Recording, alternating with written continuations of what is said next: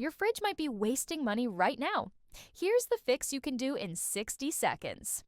The problem starts when the rubber seal around the door gets stiff or loses its grip. When that happens, cold air escapes, the fridge runs non-stop, and your electricity bill goes up. To check if the seal is still good, take a small piece of aluminum foil and place it along the edge of the fridge door. Close the door firmly, then try to pull the foil out.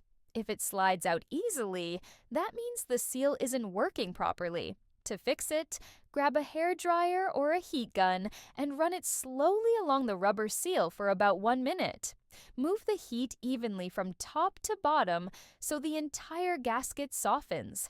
The warmth helps the rubber regain its flexibility and stick tightly again, just like when it was new. After it cools down, repeat the foil test. You'll notice the difference instantly. The foil will stay in place, meaning your fridge is now sealing perfectly.